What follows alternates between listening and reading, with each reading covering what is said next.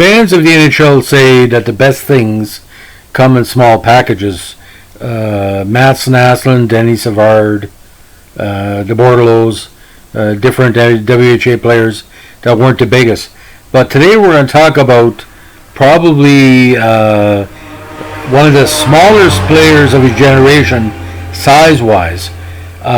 Standing at only 5'10" and 163 pounds, he was probably one of the best small players of his generation, and it led to numerous Stanley Cups with Toronto and Montreal.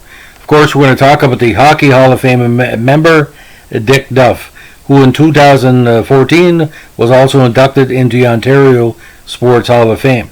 Now, Duff was born February 18, 1936, in the beautiful Ontario town of Kirkland Lake, in a family of 13 brothers and sisters. Now, like most young Canadians, he grew up playing hockey with his many brothers, but Duff only really became fully interested in the sport at the age of 15. It was at this young age that he moved to Toronto to attend St. Michael's College School and play hockey for the great Toronto St. Michael's Majors. After dominating the league for 2 years, between 53 and 55, Duff was invited to play his first NHL game in 1955, which was a scoreless contest between the Habs, his future team, and the Leafs.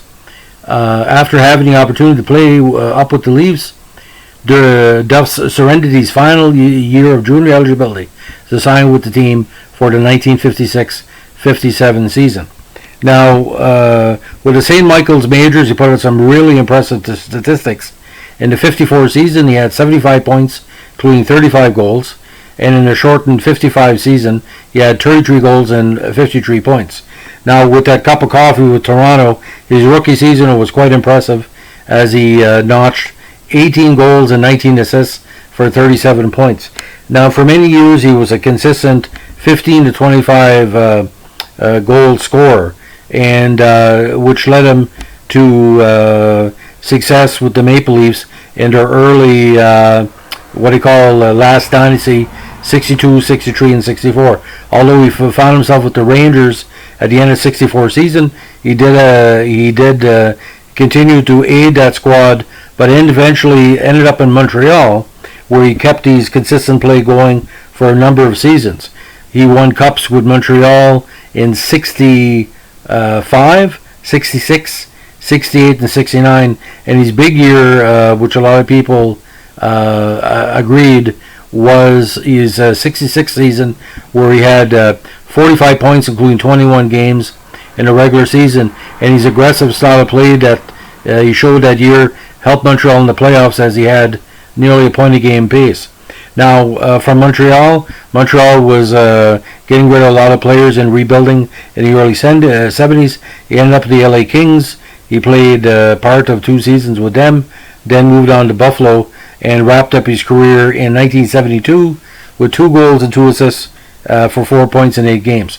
Now, his grand total of 1,030 games included 283 goals and 572 points. Regular season stats led to great playoff runs with 79 points in only 114 games, including 30 goals. Now, was a piece of trivia that a lot of people don't remember. He was brought in as an interim head coach for Toronto in that really rough 1980 season, where Toronto came off quarterfinal, semifinal results in the 2 previous years and were ineffective. And he's part of a very unique group of players with 1,000 games played. But again, 6 cups, consistent on offense, consistent on defense, rarely would make a big mistake, rarely would not take an opportunity to score.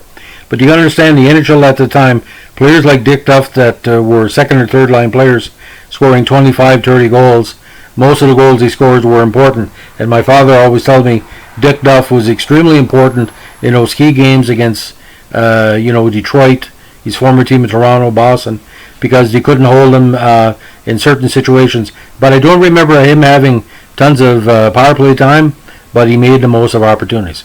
So, ladies and gentlemen, this is our latest Montreal Canadiens podcast. Now, if you like it, give me a comment, like or subscribe, Any feedback is well appreciated. Have a good day.